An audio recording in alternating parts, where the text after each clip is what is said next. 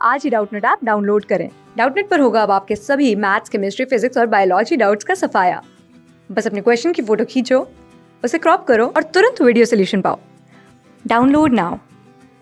यहाँ पर हमें दिए गए ऑप्शंस को देखकर बताना है कि अनब्रांच्ड स्टेम और पिनेट टाइप की लीव्स हमें इनमें से किस में मिलेंगी। तो यहाँ पर करेक्ट आंसर हमारा ऑप्शन सी हो जाता है, साइकस, जो कि हमारे प्लांट किंगडम में जिम्नोस्पर्म्स नाम के ग्रुप के अंडर आता है। हम जानते हैं कि जिम्नोस्पर्म्स सीड बेयरिंग प्लांट्स होते हैं, यानी फेनेरोगैम्स में इनकी गिनती होती है। सीड हैबिट ये शो करते हैं, लेकिन अनलाइक एंजियोस्पर्म्स यहाँ पर फ्रूट डेवलपमेंट नहीं होती और फ्लावर्स प्रेजेंट नहीं होते। इनके ओव्यूल्स हमें नेकेड मिलेंगे, ये ओवरी के अंदर हमें एनक्लोज नहीं मिलते हैं। तो यहाँ पर जो हमें ऑप्शंस दिए हुए हैं सारे के सारे जिम्नोस्पर्म्स के अंडर ही बिलोंग करते हैं। पाइनस और साइकस तो सबसे कॉमन जीनस नेम है, जिनको हम जिम्नोस्पर्म्स के एग्जाम्पल के तौर पर लेते हैं। और यहाँ पर सेकोया बहुत ही एक टॉल ट्री होता है, ये भी जिम्नोस्पर्म्स के अंडर ही आ जाता है। और उसी तरह से सेड्रस भी।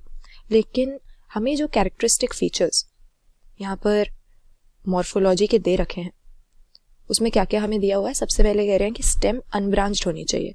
तो पाइनस और साइकस यहाँ पर हमारे मेन जिम्नोस्पर्म्स के एग्जाम्पल होते हैं।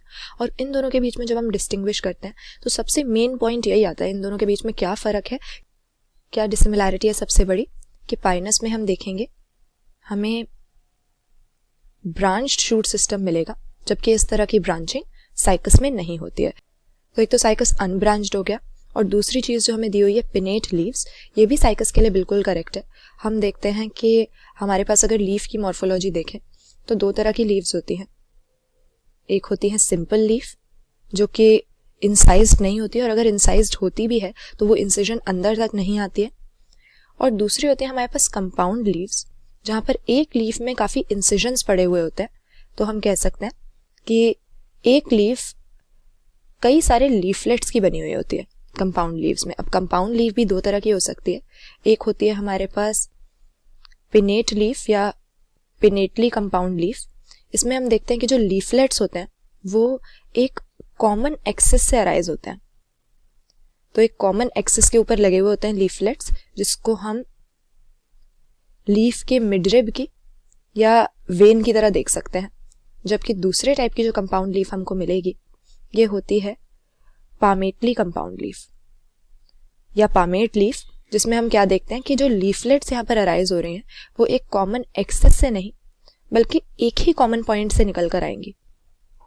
लेकिन यहाँ पर इस तरह की कंडीशन हम नहीं देखेंगे। साइकस की लीव्स को अगर ऑब्जर्व करेंगे तो इसकी कंपाउंड लीव्स में हमें पिनेटली कंपाउंड मॉर्फोलॉजी देखने को मिलेगी, यानी जिस तरह से नीम जैसे फ्लावरिंग प्लांट्स में होता है, एक कॉमन एक्सिस से कई सारी लीफलेट्स अराइज करती हैं और ब्रांच के ऊपर वो स्पाइरली अरेंज्ड होती हैं, जैसा कि यहाँ पर हम इमेज में भी देख सकते हैं।